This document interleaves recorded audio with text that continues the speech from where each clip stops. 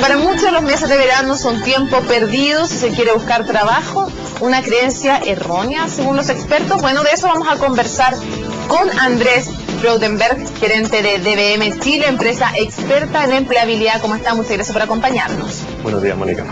Buenos días. A ver, desmiéntanos o confírmenos, por favor, esa creencia sobre que son o no meses perdidos los del verano para buscar empleo. Sí, a mí me gusta decir que el trabajo de buscar trabajo no se toma vacaciones.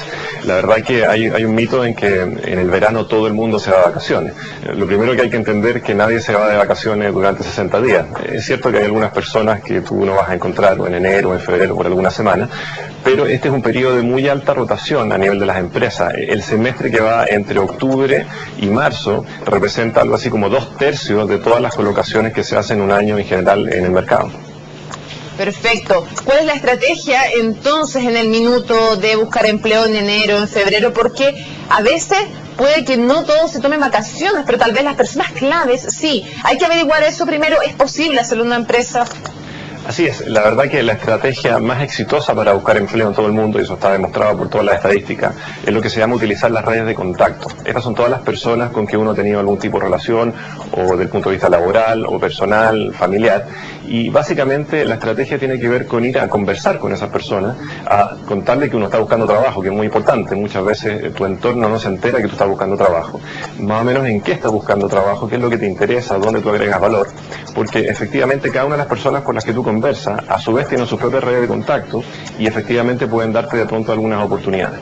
Esa es un poco la estrategia. Entonces uno obviamente en este periodo de verano va a haber algunos lapsos donde no va a encontrar algunas personas que están de vacaciones, pero sí hay que enfocarse en las que están de alguna manera en sus respectivas casas, ciudades. Y evidentemente si no tengo redes de contacto, ¿qué debo hacer? Primero hacer un mapa de las posibilidades, de los lugares donde yo podría buscar trabajo, luego preparar el currículum. Denos algunos tips de los pasos.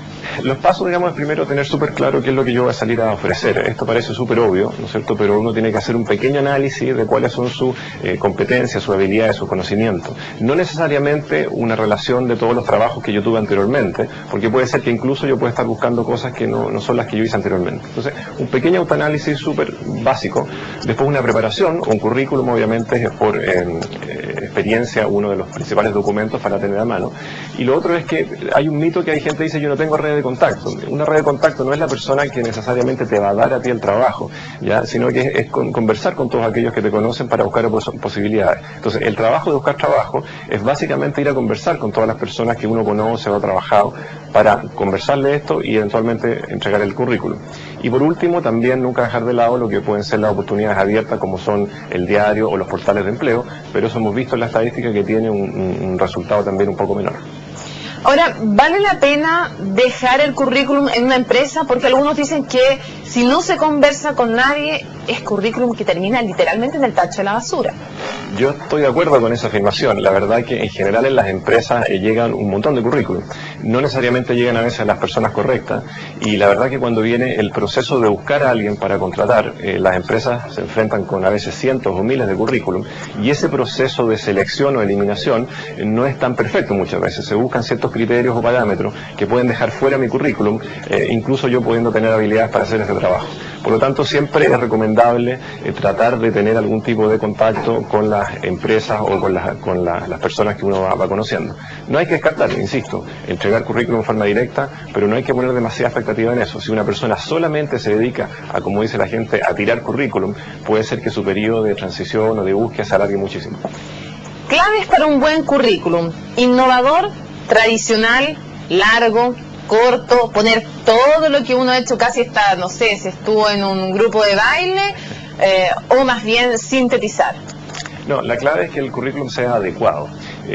Cuando hablamos de longitud, que no sea ojalá más allá de 2 páginas, está súper demostrado que más del 80% de las personas que reciben un currículum no lo leen por completo. Por lo tanto, digamos, hay que tratar de hacerlo más corto para maximizar el hecho de que la gente lea la información adecuada. Súper importante poner un resumen al principio. Uno pone sus datos de contacto y después inmediatamente pone un resumen de básicamente su estudio, la experiencia y las habilidades que tiene, antes después de detallar los trabajos en los que participó. Y lo más importante, lo que nosotros llamamos los logros, o sea, poder definir que independiente del cargo que yo ejercí o el trabajo que yo tuve, ¿qué logré yo en ese cargo para la compañía? Destacar 2 o 3 como historias de guerra, digo yo, de ejemplo que demuestran mis habilidades y mis competencias. Y al final, poner obviamente mis estudios y algunos datos personales. Evitar todo lo que sea, como llamo yo, ruido en el currículum, a veces poner hobbies y otras actividades que pueden ser de alguna manera, alguien las puede leer positivamente y alguien las puede leer negativamente. Yo prefiero, digamos, que sea mucho más limpio el currículum. Tengo gente que me está preguntando por Twitter que le haga la siguiente pregunta, valga la redundancia. ¿Qué hacer con las expectativas de sueldo? Hay mucha gente que no sabe si tirarse con el tejo pasado, no poner derechamente expectativas de sueldo, tratar de averiguarse más o menos cuánto se paga, ¿qué se hace? Así es. La recomendación es que en el currículum no se pongan ni expectativas de sueldo, ni referencias, ni datos como el RUT. Pero cuando en un proceso puntual a uno le piden, obviamente, está ya uno en el proceso de selección, está en la entrevista y le dicen expectativas de sueldo, la recomendación es decir, mira, a mí me interesa este trabajo, me interesa este cargo, eso para mí es lo más importante. Yo estoy dispuesto a recibir una remuneración de nivel de mercado para ese cargo. Yo digo, como referencia, en mi trabajo anterior, que era similar a este o parecido a este, yo tenía una remuneración de X. ¿Ya? A partir de eso, entonces, uno abre una conversación, pero el foco está en decir que a mí me interesa el trabajo, el proyecto. No poner el tema del sueldo por delante, porque eso puede hacer entrabar la conversación. ¿Qué tan importante es averiguar a quién entregarle el currículum también? Porque dejarlo en recursos humanos a veces puede ser tan perdido como que se lo boten al tacho de la basura. No es por insultar a recursos humanos, pero en el fondo puede que le llegue como una bolsa de empleo y no es la persona adecuada.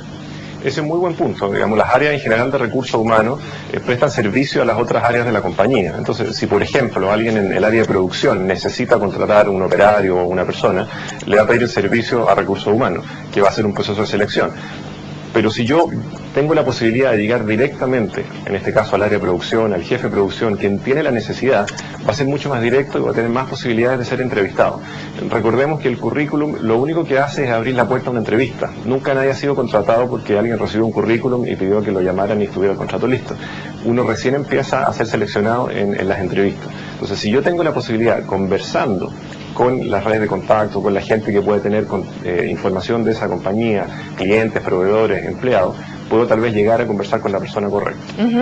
Ahora, un par de tips para la entrevista de trabajo. Evidentemente que la calma siempre es importante, pero también la seguridad en uno mismo me imagino que es clave a la hora de darle confianza al que está al frente de que uno va a ser un buen empleado. ¿Qué tips nos puede dar desde la forma de vestirse hasta cómo encarar una entrevista de trabajo?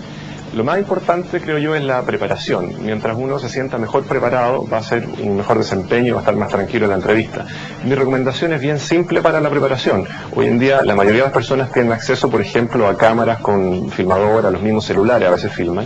Entonces, filmarse, hacer como una práctica de entrevista, que alguien te entrevista, para que tú veas más o menos cómo te desempeñas, veas algunos tics a veces, y te hagan preguntas que pueden ser un poco más difíciles y tú te prepares.